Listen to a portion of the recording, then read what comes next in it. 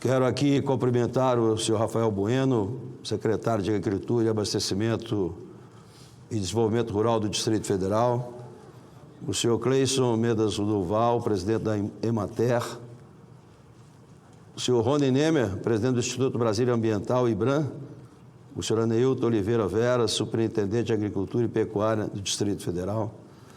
Cumprimentar aqui também o Edson Redondo, a senhora Masai Watanabe, em nome deles, cumprimentar cada um dos produtores rurais aqui do Distrito Federal, os convidados, familiares.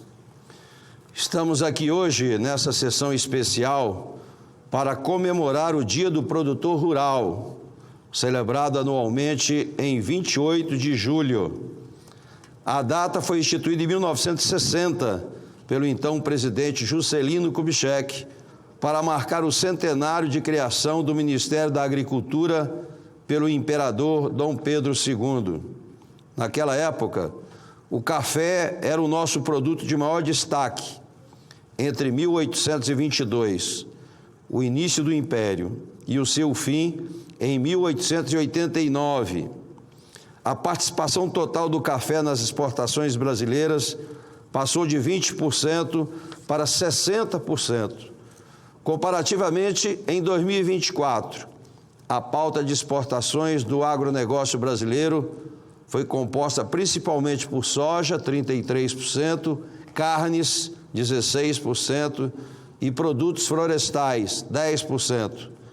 Também no ano passado, o PIB do setor atingiu 2,7 trilhões de reais e a sua participação na economia brasileira alcançou quase 23%.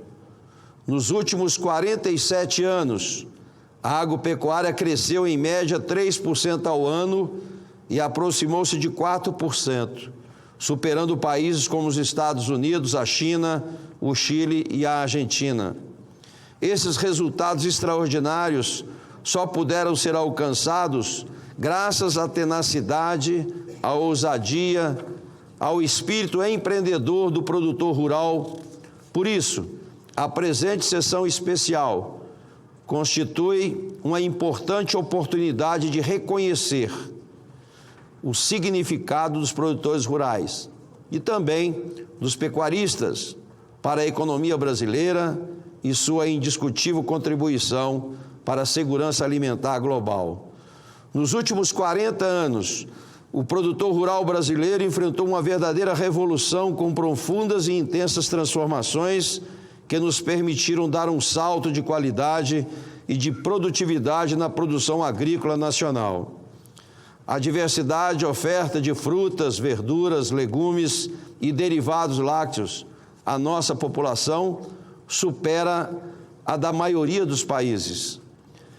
Mas isso só foi possível graças ao modelo competitivo de agricultura tropical, que desenvolveu variedades adaptadas de plantas e de animais, transformando solos pobres e inaptos à agricultura em terras férteis e aráveis.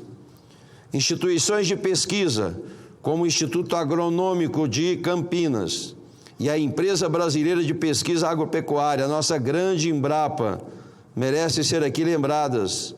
E neste momento em que homenageamos o Dia do Produtor Rural, afinal, foram essas instituições de pesquisa que assentaram as bases sobre as quais constituímos o exitoso e original sistema de agricultura tropical.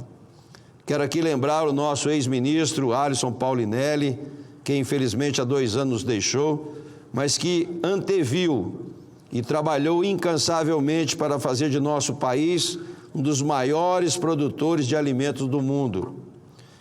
Engenheiro agrônomo, pesquisador e líder, Paulinelli saiu da sua pequena cidade de Minas Gerais, Bambuí, ainda garoto, inspirou gerações de profissionais e contribuiu de forma inestimável para o nosso clima, para o nosso desenvolvimento agrícola de nosso país.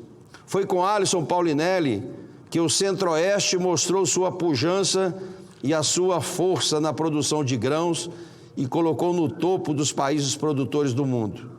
Ainda na década de 70, o visionário Paulinelli trouxe a Embrapa para pesquisar e criar novos meios de tecnologias para o desenvolvimento da agricultura de nosso país, produtor, transformando em potência no mundo.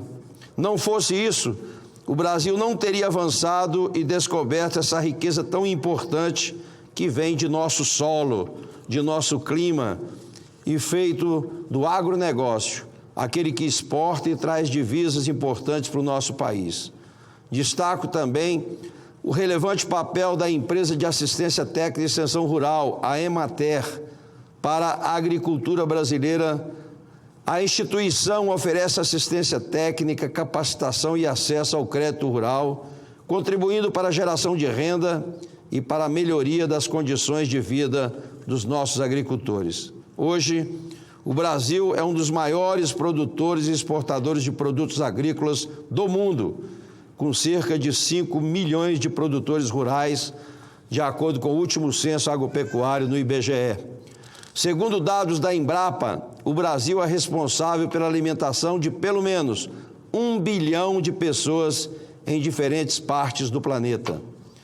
Senhoras e senhores, quero aqui também aproveitar essa sessão especial para trazer a todos o que temos feito para o fortalecimento do setor rural no Distrito Federal, ouvindo produtores, identificando demandas e transformando propostas em resultados concretos.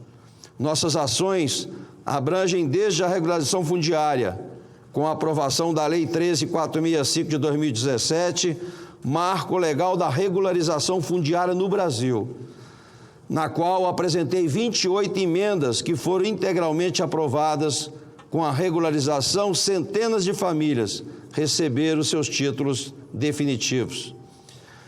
Destinamos também recursos de emendas individuais e de bancada em pavimentação de estradas e melhorias do transporte escolar para contemplar o programa Caminho da Escola, que prevê o acesso e a permanência de estudantes nas escolas públicas da área rural, garantindo mais mobilidade e segurança no transporte e dignidade para as famílias rurais.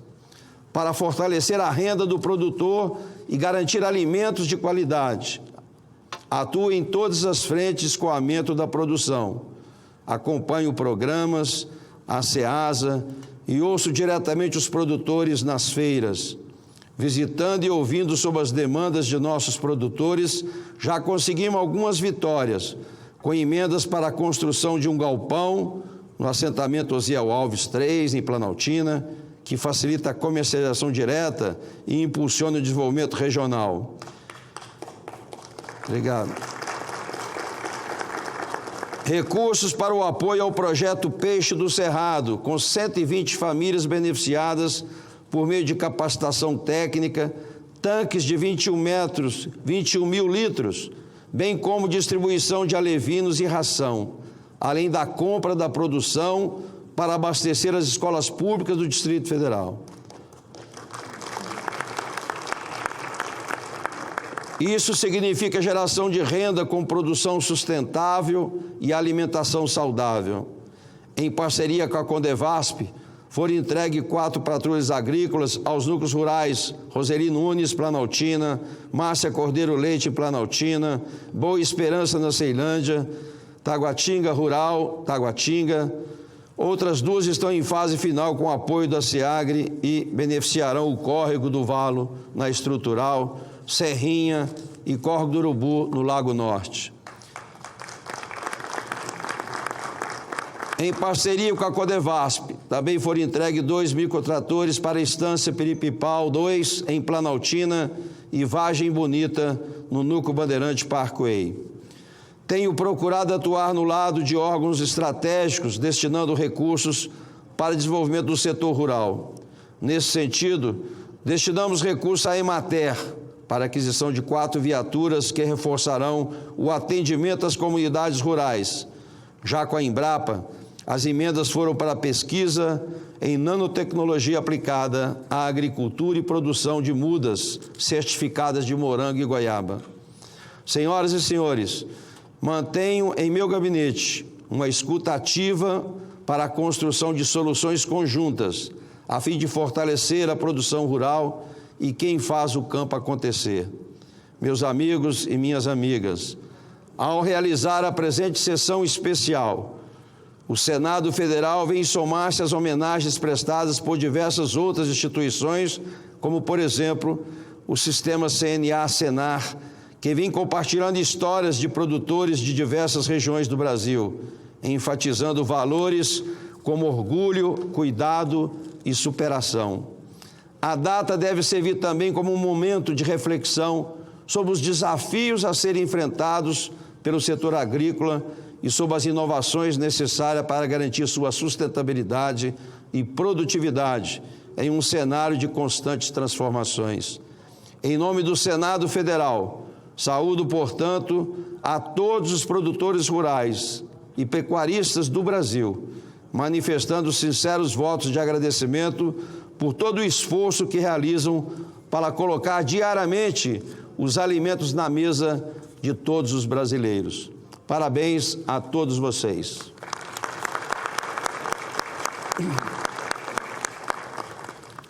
Solicito à Secretaria-Geral da Mesa a exibição de um vídeo institucional. Bem, quero dizer da minha alegria, em estar presidindo essa sessão solene, acho que é a primeira aqui no Senado, em homenagem ao produtor rural. Eu aprendi isso aqui no Congresso Nacional, nada de nós sem nós. É muito normal, muito comum, muitas pessoas decidirem as coisas aqui sem conhecer o mundo real. Então, as pessoas conheciam um pouco mais, a luta de vocês, principalmente os produtores que colocam, a nossa comida na mesa, como foi dito aqui. Sem vocês, como é que nós faríamos? E muitas vezes as pessoas não reconhecem. O Edson falou muito bem aqui, o atravessador é que ficava com todos os recursos praticamente. O produtor sempre teve muita dificuldade de escoar a sua produção, por falta de estrada, por falta de apoio, e muitas vezes era até difícil cobrir os custos de manutenção. E hoje, conforme foi dito aqui também, os jovens não querem mais ficar na área rural, porque as pessoas também querem conforto, querem qualidade de vida. Então, se você não proporcionar para a área rural mecanismos para que eles possam ter a sua internet, possam fazer seus cursos, sejam através do EAD, seja presencial, mas é fundamental. Nós iniciamos esse processo lá atrás, quando eu fui secretário a primeira vez do Roriz, em 2004. Eu coloquei internet em várias escolas rurais, em várias propriedades rurais. Mas, infelizmente, nós não temos, no Brasil, política de Estado. A gente tem política de governo. Cada governo que entra acaba com tudo e começa tudo novamente. Esse é o grande problema do Brasil. E eu digo sempre aqui, aqui e em todos os lugares que vou, quem não gosta de política vai ser governado por quem gosta. Então essa conversa, não quero saber disso, não quero saber de política, você vai realmente acabar acatando as decisões de pessoas que você não representam. Então, e digo também, voto não tem preço, voto tem consequência. Votou errado, votou em qualquer um, só daqui a 4, 5 anos. Então, é importante vocês entenderem isso. Eu me lembro, e eu digo isso porque eu nasci em roça, até meus 6 anos, antes de ir para a escola, eu morei em roça, que não tinha nem banheiro dentro de casa. Então, a gente sabe o que é isso, o que é acordar de madrugada, Eu vi muito isso, porque ainda era muito novo. Mas acordar de madrugada para tirar leite, para plantar, lembro de enxada. Eu porque estudava, eu pelo menos fingia muito que estudava muito, meu pai até maneirava, mas meu irmão tinha que pegar na enxada, bicho. É enxada, machado, Coisas que há até pouco tempo muita gente ainda usa isso. E os grandes produtores que normalmente exportam tudo que colhem, que plantam e que colhem, muitas vezes têm equipamentos aí modernos, que não precisa nem mais de pessoas para controlar, tudo pelo controle remoto, E os produtores rurais estão aí, 1 litro de leite, R$2 para o produtor rural, 2 e pouquinho. Aí você pega um refrigerante, 5, R$10. Então, nós temos que ter noção de valores, né? E o que representa isso para a população. As pessoas precisam entender, precisam conhecer um pouco mais de onde é que vem, né? O que é feito para produzir tudo isso, as dificuldades que vocês encontram. Eu tive a oportunidade de conhecer o mundo real, né? Aqui no DF. A gente conhece bem o Distrito Federal porque a gente se preocupa muito com ele. E na área rural, eu me lembro muito bem, primeiro, Brasília não foi, JK talvez tenha cometido esse pequeno erro aí, um grande erro para nós hoje, né? Podemos nem colocar como erro, porque só ele mesmo, a ousadia dele, né, que é uma referência para todos nós, que construiu Brasília em 1000 dias, né? Transformou o Brasil com a construção de Brasília, mas infelizmente ele não desapropriou as terras do DF no todo. Então hoje nós temos muitos problemas legais de terra. Pessoas que moram há 50, 60 anos em Brasília e que não têm escritura. Tem escritura, na área rural principalmente, ninguém tem escritura. Na área urbana, muitas cidades não têm escritura. Como você vai investir se você, para pegar um financiamento, querem a escritura, querem garantias, né? Então, eu não vim aqui para o Congresso por carreira. Eu vim exatamente aprovar as leis para poder mudar essas coisas. E uma das coisas que nós mudamos aqui foi a lei de regulação fundiária, que foi feita para a Amazônia, a medida provisória foi feita para a Amazônia. Mas nós apresentamos 28 emendas, exatamente tudo aquilo que era necessário para poder regularizar as terras do DF. Sem a lei não se regulariza, mas tendo a lei ainda depende de vontade política de fazer, competência para fazer e prioridade, interesse em fazer. Então, há anos, eu tive a oportunidade de indicar no governo Bolsonaro o Igor e o Jader, que era o chefe de gabinete, alguma coisa assim, do Igor, no INCRA. E tive o privilégio de entregar mais de 1000 escrituras na área rurais. Pessoas que aguardavam há 50 anos a escritura. Então, e infelizmente há anos que se usam essas instituições para se pegar pessoas como massa de manobra. Quantos assentamentos eu visitei?